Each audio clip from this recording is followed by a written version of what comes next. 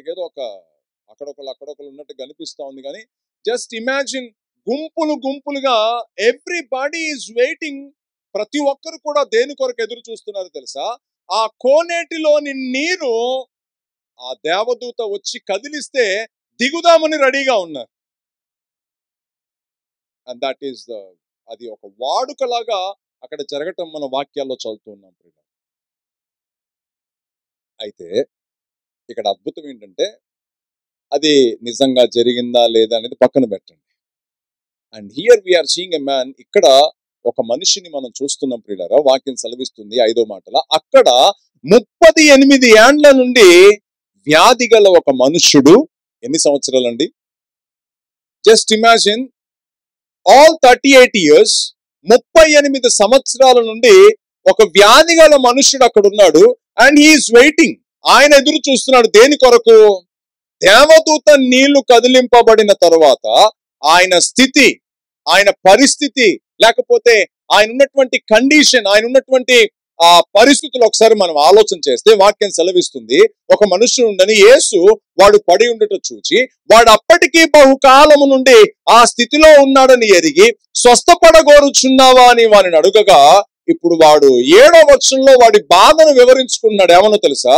ఆ రోగి, అయ్యా, నీళ్లు కదిలింపబడినప్పుడు నన్ను కోనేటిలోనికి దించుటకు నాకెవడునూ లేడు గనుక నేను వచ్చునంతలో మరి ఒకడు నాకంటే ముందుగా దిగునని ఆయనకు. అంటే ఇప్పుడు వీడి బాధ ఏంటి? ఇప్పుడు వీడికి ఉన్న అసలు వ్యాధి ఏంటి? ఇప్పుడు తానంతట తాను లేచి నిలబడలేని బలహీనత కలిగినటువంటి వ్యక్తిగా ఇక్కడ మనం చూస్తున్నాం. హల్లెలూయా. ఒకడికేమో వాక్యాలు సెలవిస్తుంది, ఒకడు ఊచ చెయ్యి ఉంది కానీ కాలు బాగానే ఉంది. హల్లెలూయా. So there are different kinds of people suffering from different kinds of diseases. పరిపరి విధాల వ్యాధులతో బాధపడుతున్న వారందరూ అక్కడ ఉన్నారు. వీడు లేచి అక్కడికి దిగే లోపే ఊచ చేయగలవాడు, చెయ్యే ప్రాబ్లం కాబట్టి కాళ్ళు బాగానే ఉన్నాయిగా ఎగిరి గంతేస్తున్నాడు. అండ్ యేసుక్రీస్తు ప్రభుకి ఈ బాధనంతటిని కూడా చెప్పుకుంటున్నాడు. అక్కడ వాక్యం నాతో పాటు తిరిగి చెప్పండి. 6వ వచనం. యేసు వాడు పడి ఉండుట చూచి, యేసు వేరే మార్గంలో ఉన్నాడండి. మైట్ బి ఆ మార్గమును దాటుకుంటూ వెళ్తూ ఉండాలి. వెళ్తున్నప్పుడు సడన్ గా ఎందుకో యేసు గాని జక్కయ్యను చూసినట్లుగా. జక్క ఎక్కడున్నాడు? చెట్టు మీద ఉన్నాడు. మనిషి చూసి నడిచేటప్పుడు ఎలా చూసి నడుస్తాడండి? ఇలా చూసి నడుస్తారా? Is it possible? అది సాధ్యం అవుతుంది అసలు అలా నడవటం? నేను చిన్నప్పుడు ఒక ప్రయోగం చేశాను. అసలు ఇది సాధ్యం కాదా అని, అంటే ఇది తెలియక ముందే ప్రయోగం చేశాను. ఇప్పుడు మనం కిందికి ఎందుకు చూడాలి, పైకి చూస్తూ సైకిల్ తొక్కలేమా అని ఒక ప్రయోగం చేశాను. చెప్తే నంబరు 9th అనుకుంటా, 9th 10th స్కూల్కి వెళ్తూ మా నాన్నగారు సైకిల్ కొనిస్తే పైకి చూసుకుంటూ తొక్కితే వెళ్ళి బోర్డు గుద్ది కింద పడ్డా. It's impossible. కానీ యేసు నడుచుకుంటూ వెళుతూ అక్కడ ఆగి జక్కయ్యను చూసినట్లుగానే ఆయన వేరే ఒక పని మీద వెళ్తూ ఉన్నప్పుడు అక్కడ ఒక కోనేరు, అక్కడ ప్రజలందరూ ఉన్నారు. అంతమంది గుంపులలో యేసు వాడిని చూచాడు. హల్లెలూయా.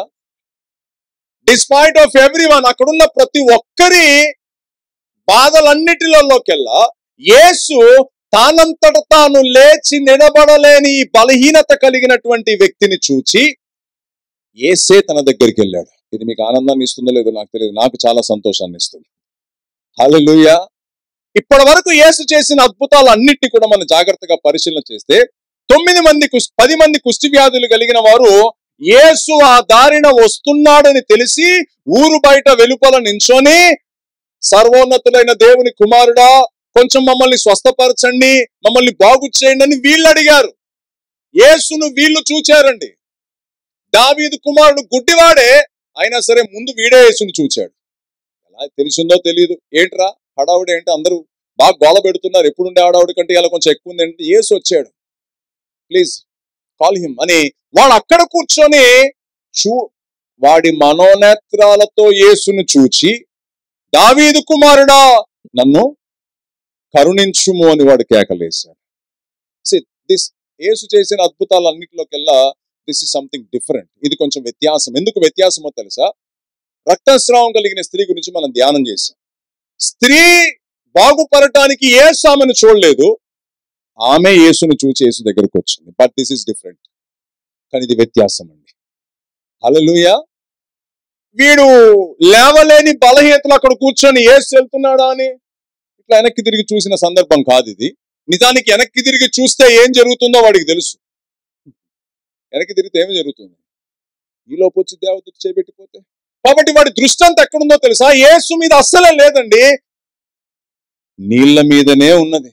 ఆ మంటపములో గుంపులు గుంపులుగా కూడి ఉన్న వారందరి దృష్టి యేసు మీద లేదు. కానీ అంతమందిలో యేసు దృష్టి మాత్రము ఈ 38 సంవత్సరాల నుంచి బాధపడుతున్న ఈ వ్యక్తి దగ్గరికి వెళ్ళింది. హల్లెలూయా. చెప్పండి. యేసు చూచి, వాడు పడి ఉండుట చూచి, యేసు చూడటం వేరు, వాడు పడి ఉండటం చూడటం వేరు. జనరల్ గా చూడటం, వాడు ఏ కండిషన్ లో ఉన్నాడు అనేది కూడా ఆయన చూపులో అర్థమవుతుంది మనకి. వాడు పడి ఉండిపోయాడని. He was unable to get up, లేవలేకపోతున్నాడు. తానంతట తాను సహాయము తీసుకొని వెళ్ళి ఆ నీళ్ళలోనికి దిగలేని బలహీనతతో ఉన్నాడు. ఇంకా తన కండిషన్ యేసుకు వివరించుకున్నాడు. ఏమన్నా తెలుసా? అసలు యేసు అడిగిన క్వశ్చన్ అద్భుతం అండి. యేసు ఏమని అడిగాడు తెలుసా? నీవు స్వస్థపడగోరుచున్నావా? మనమైతే అవును ప్రభువా కొంచెం. కానీ ఈ వ్యక్తి ఇచ్చిన సమాధానం చూడండి ఏమనుంది అక్కడ. ఏమన్నాడు? అయ్యా, నీళ్లు కదిలింపబడినప్పుడు నన్ను కోనేటిలోనికి దించుటకు నాకు ఎవడునూ లేడు. ఆగండి. ఈ మాటలో అర్థమవుతుంది అసలు వీడికి యేసు మీద దృష్టే లేదని. He is not waiting for Jesus, he is waiting for the దేవదూత. He is waiting for the angel to come and move the water. దేవదూత కిందికి వచ్చి నీళ్లు కదిలింపబడేటువంటి సందర్భం కోసం ఎదురు చూస్తున్నాడు. వాడి సమాధానంలో అర్థమవుతుంది, అయ్యా నీళ్లు కదిలింపబడడం అప్పుడప్పుడు జరుగుతుంది, కానీ నా బలహీనతలో నాకు సహాయం చేసేవాడైతే ఎవడు లేడయ్యా, నన్ను అక్కడి దాకా తీసుకెళ్లేవాడు ఎవడు లేడయ్యా అని చెప్పితే, గనుక వచ్చినంతలో మరి ఒకడు నాకంటే ముందుగా దిగునని ఆయనకు ఉత్తరం ఇచ్చింది. యేసు, నీవు లేచి నీ పరుపెత్తుకొని నడుమని వానితో చెప్పగా వెంటనే వాడు స్వస్థత నొంది తన పరుపెత్తుకొని నడిచాను. హల్లెలూయా. వెంటనే అనండి ఒకసారి. Is it possible?